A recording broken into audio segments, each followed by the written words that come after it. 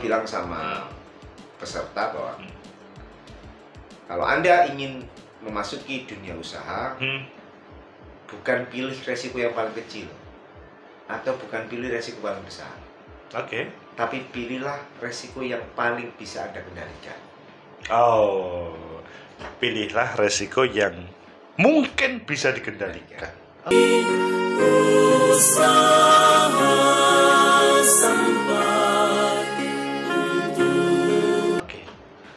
Jadi kalau selama ini kita selalu dimasukkan doktrin, pilihlah resiko paling rendah. Mati itu resikonya rendah, Mas. Tapi gak bisa dikendali gitu loh. Betul juga. Mas Evan, sesudah dunia usaha, maksudnya bankrupt itu, selanjutnya apa? Bergerak selanjutnya sebagai pengusaha. Saya kemudian jadi maklar. Jadi marketing saya. Marketing. Ya, maklar sama marketing. Marketing, maklar, everything. Oke, asik juga ya. Saya masuk ke dunia properti ya akhirnya. Oke, properti. Jadi maklar di properti. Mulai maklar rumah, maklar tanah, maklar izin-izin, maklar surat-surat, maklar sertifikat. Pakai bendera atau cukup pribadi? Pribadi aja. Oke. Sampai kemudian ketemu dengan kepala cabang. Saya nggak boleh nyebut merek ini ya. Kepala cabang sebuah bank. Oke. Saya ditawari, Pak Evan minta tolong dong, karena taunya saya dalam marketing gitu kan. Oke. Ngeri nih. Minta tolong dong, ini ada perumahan mangkrak di Malang. Oke. Tolong dong carikan investor atau perusahaan yang mau men-take over. Gitu, karena perumahan ini bangkrut. Oke, Saya lihat nih perumahannya. Saya datengin, ternyata perumahan tengah kuburan, Mas. Tengah kuburan? Nah, jadi diapit kuburan. Oh gitu. Kuburan gitu. Iya. Dan masuk kampung. Jalannya kecil. Itu yang membuat awalnya menjadi tidak laku gitu. Ya. Oke. Dan dikelilingi oleh sungai. Oke. Di pinggir sungai. Kalau di pinggir sungai bagus ya. Kan, tapi kalau kuburannya itu tadi. Jadi setelah sungai ada kuburan. 3 bulan saya nyarikan investor nggak ada yang mau karena lokasinya jelek. Padahal sudah marketing tadi ya. Apa? Maklar itu. Oleh kepala cabang ditantang. Sudah, Pak Evan aja yang beli sendiri. Oke. Nah, saya bilang, duit dari mana, Bu? Saya bilang gitu. Harganya waktu itu 2,1 M. 2,1 M? Iya. Oke. Perusahaan ini punya utang ke bank tersebut itu 600 juta. Oke. Artinya saya kalau 2,1, 1,5-nya harus dibayarkan pada pemilik. Oke. Ya, betul. Nah, oleh kepala cabang tadi, sudah Pak Evan, saya kasih pinjem pribadi 200 juta. Oke. Percaya ya? Iya. Heran. Percaya belum? Percaya. Kasih 200 juta. 200 juta itu bayarkan kepada pemiliknya untuk sebagai uang muka. Oke, saya bayarkan. Terus Bu, sisanya Bu, yang 1,9 gimana? Iya. Bapak, saya bukakan akun kredit di bank. Oke. Udah. Dan saya hanya bermodal 20 juta waktu itu. Untuk tanda tangan notaris dan sebagainya. Ibunya kok percaya pada Mas Evan sih? Ya enggak tahu, ini makanya saya selalu percaya bahwa orang baik nyaman bersama orang baik, Bos. Oke. Karena maklar everything menjadi orang baik yang belum berubah. Dan sesudah di akte notaris balik ke saya. Jadi milik saya perusahaan itu. Perusahaan itu, Kan saya langsung ketahuan utang 2,1. Oh, langsung? Wah, loncat 2,1. 2,1 kan? Karena tanpa modal itu tadi. Untungnya lagi-lagi oleh pihak bank itu saya dikasih grace period 6 bulan, tidak perlu nyicil apapun. Oke. Karena saya sudah berutang pribadi 200 saya bukan utang di koperasi supaya saya bisa bayar ke pribadinya tadi. Jadi akhirnya murni 2,1 ini utang saya yang tidak ada sangkut pautnya dengan orang lain kan. Oke. Secara pribadi. Ini murni langsung dengan institusi sudah. 2,1 M Mas langsung saya. Grace period 6 bulan saya nggak boleh nggak nyicil sama sekali. Pokoknya yang penting jalan. Oke. Ternyata 6 bulan juga laku, Mas. Rumahnya belum ada yang laku. Sama sekali tidak ada yang laku. Laku cuma satu. Kan ya kurang, Mas. Iya, betul. Nggak sesuai dengan. Iya, nggak sesuai dengan progres cash flow-nya. Betul. Akhirnya diperpanjang sama dia 1 tahun. Oke. Jadi 1 tahun, ditambah 6 bulan lagi. Lah, untungnya memasuki 6 bulan kedua ini saya laku 4. Oh, alhamdulillah laku 4 unit. Kok bisa? Yo, siapa caranya? Marketing tadi ya. Oke. Nah, disitulah awal saya jadi developer. Langsung kebebanan begitu masuk bulan ke-6 ada yang laku. 6 yang kedua laku. Saya langsung dibebani. Oke, berarti Mas Evan jalan dan tiap bulan harus nyicil 70 juta. Karena tumpukan dari 6 bulan pertama gak bayar uang, Mas. Betul. Gitu. Tapi kalau boleh tahu, Mas Evan kok yakin ya terhadap kepercayaan dari ibu bank tadi? Padahal kan ini resikonya kan seperti tadi, tidak cukup hanya tidak punya rupiah, tapi kan punya hutang 2,1 M. Ibu tadi juga nggak punya pilihan, Mas. Karena kan gak ada yang mau. Daripada dia secara kondisinya jelek, ya mending dijalankan daripada dia sama sekali. Padahal ini kan bank Bonafit kan? Bonafit, BUMN. Ngeri ya?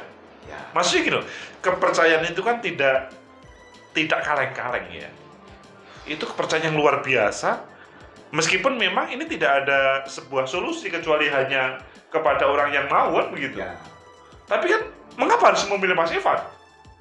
Ya tadi, karena dia nggak ada pilihan lain. Oke. Sekarang sesudah itu beres. Itu beres berapa tahun? Sesudah itu semua 2 tahun. 2 tahun? 2 tahun setengah. 2 tahun setengah semua unit. Berapa unit? 102. Oh, 102. Awalnya 40, terus awalnya menjadi 4. 40 menjadi 102, terjual 2,5 tahun. 2,5 tahun. Oh, ngeri ya. Masih sisa sekitar 10 unit sekarang. Masih sisa sekitar berapa? 10 unit. Oh, 10 unit yang belum laku. Iya. Oke. Pengembangan itu hanya 10 unit. Tapi apakah di luar itu ada yang dikembangkan lagi?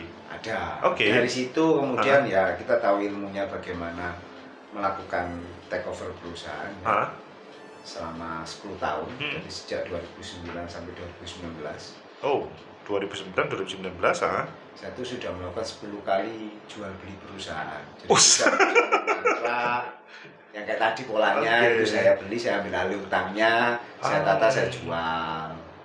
Nah, itulah kemenangannya teman-teman HMI. Oke, bagi teman-teman HMI ada satu ilmu di HMI yang selalu saya pakai. Oke, apa itu? Yaitu organisatoris. Organisatoris. Oke, karena kita sudah biasa mengorganisir, Mas. Maka manfaatkanlah kemampuan kita itu untuk mengembangkan dan memberi manfaat. Oke. Di saat itu asosiasi pengembang belum begitu besar, belum begitu punya nama. Maka saya masuk. Saya mengembangkan asosiasi itu. Saya kebetulan sebagai salah satu pengurus, bukan kebetulan ya, saya pengurus Asosiasi Pengembang Perumahan Seluruh Indonesia DPD Jatim. Oke. Saya ketua bidang pembinaan dan pelatihan anggota. Oke. Ya sama lah, dulu saya di komisariat PA, Mas. Nah, sekarang masuk lagi di APSI OPA lagi. Ini kelihatannya kadernya Bang Bahlil kelihatannya. Karena lompatannya itu lah. Terus. Dengan adanya asosiasi ini yang juga saya kembangkan. Ini juga pasar, Mas. Oke. Karena pengembang itu kalau cari lahan yang kosong siap jadi itu kan susah. Yang penting ngambil perusahaan yang sudah mapan, tinggal jalankan. Nah, jadi enak. Saya ada perusahaan mangkrak, saya perbaiki, nanti saya jual ke anggota di APRC. Ya sama-sama untung lah. Betul. 10 tahun saya melakukan proses jual beli perusahaan. 2009-2019. Ya. Sampai berapa perusahaan tadi? 10 perusahaan. Dan ya hampir sama kayak Sandiaga Uno lah. Oke. Dan apakah dalam 10 perusahaan itu apakah fluently lancar semuanya atau ada juga ada Ya yang pastilah ada yang kemudian tersendat dan sebagainya pasti. Pasti Nggak gitu ya. semuanya. Nah sekarang dari 10 itu yang sudah saya jual beli, tapi masih saya sisakan ada 3 perusahaan yang nggak saya jual. Dua perusahaan yang nggak saya jual, saya jalankan sendiri. Oke. Terus sekarang di Pasuruan itu di Rempang Bangil sama di Purwosari. Apa itu? Kalau boleh Ya, ini perumahan penonton juga. perumahan juga. Perumahan Kalau juga. boleh Perumahan Cakra Residen. Cakra Residen. Oke. Di Ororo Wetan Bangil. Oke. Sama Puncak Arjuno di Purwosari, belakangnya Indolakto. Oke. Itu member of Vanda Global Indo Group. PT saya Vanda Global Indo Group. Oke, ngeri ya. Nah dari situ 2019 karena COVID, saya hanya menjalankan 2 perusahaan yang tersisa ini untuk bertahan hidup. Berbeda dengan sebelumnya yang habis-habisan. Jadi kemudian dari perusahaan ini berkembang, kita mengembangkan di bisnis yang lain. Oh, apa itu? Ini penonton pengen tahu. Kok Nah. dari perumahan tadi kan asik ya, dari sampah tidak cukup ngomong sampah ya. Bukan pemulung, tidak hanya pemulung, tapi dari yang naik naik lagi, terus sekarang ngeri ini. Terus apa lagi? Ini. Saya Kembali. sekarang mengembangkan, jadi mulai tahun 2020, tepatnya 2020 akhir lah, awal 2021, ada PMA masuk, perusahaan penanaman modal asing masuk ke Malang, PT Smur Teknologi Indonesia masuk menginvestasikan 1,2 triliun di Malang, waktu itu dibuka oleh Pak Bahlil. Iya, sama ilmunya ini kelihatannya. Terus? Nah, saya berkenalan dengan teman-teman HMI dari cabang Tiongkok. Oh, Kahmi yang di Tiongkok atau HMI yang di Tiongkok? HMI cabang Tiongkok. Oh iya, siap, iya. Paham, kalian paham nggak? Loh, ada loh ya. Iya. HMI cabang Tiongkok itu ada. Iya. Terus? Nah, dari situ saya berkenalan dengan HMI cabang Tiongkok. Ah. Sekarang sudah jadi Kahmi lah pastinya. Iya, iya. Dia kemudian membawa investor itu masuk ke Indonesia. Nah, dia sebagai penerjemah di perusahaan Cina yang masuk ke Indonesia ini, mencari partner strategis untuk ngurusin supply chain-nya atau rantai pasoknya. Oh. Disitulah perusahaan saya masuk sebagai salah satu partner strategis untuk urusan rantai pasoknya industri di Karangturi. Apa itu kalau boleh tahu? Penonton pengen tahu apa Ini. itu barangnya? Oh, apa itu? Vapor, Vapor. ya, yang saya sedot. Oh. Tapi disposable. Jadi ketika ini habis dibuang. Oke. Cek bapak yang susah. Iya. Jadi ini nggak taunya yang dipakai itu tidak hanya cuma-cuma, memang ini loh barangnya. Ini barangnya. Oke. Mereka produksi 1 juta batang ini mas per hari. Per 1 juta. 1 juta Oke. piece per hari. Oke. Ini diekspor ke Amerika. Oh, konsumennya bukan Indonesia ya, Bukan. malah ekspor Ekspor Amerika. Amerika. Oke. Ya dapat barang ini ya memang dikasih mas. Oke. Khusus dari mereka. Bahkan kalau orang Indonesia tidak Ini bisa ada untuk- sebenarnya, ada cuma merek lain. Mas. Nah, maksudnya dari barang dari yang di Oh iya, tangan yang enggak? di Karanglo nggak ada Nggak di ada. Indonesia. Jadi yang didatangkan dari sana biji plastik, dari Amerika didatangkan biji plastik, saya yang ngurusin dokumennya, mulai loadingnya, unloadingnya semuanya, itu saya yang ngurusin, termasuk outsourcing tenaga kerjanya saya yang handle, gitu kan. Nah setelah barang ini jadi, sudah di packing, harus dikirim lagi ke Amerika, saya juga yang handle. Menyediakan truknya, menyediakan kontainernya, ngurusin kepabeannya, ngurusin BL, masterpiece dan sebagainya lah. Ya. Ini obrolan kita sudah panjang lebar. Mungkin boleh closing statement sehingga para kader HMI itu bersemangat untuk dunia bisnis. Saran saya cuma satu, bagi teman-teman yang mau masuk ke dunia bisnis. Pertama, ini berarti nggak hanya satu mas, ada 2 ini. Pertama keberanian dulu. Berani, yang kedua adalah Anda harus melangkah. Oke. Ketika Anda tidak melangkah, maka Anda tidak akan pernah tahu sampai seberapa Anda bisa melangkah. Dan yang ketiga, buatlah analisa dan manfaatkan semua ilmu yang Anda dapat di HMI, mulai dari filsafat ilmunya, ide polstratatnya, ansosnya, anpolnya, semua harus Anda manfaatkan. Jadi jangan hanya manfaatkan jaringannya saja.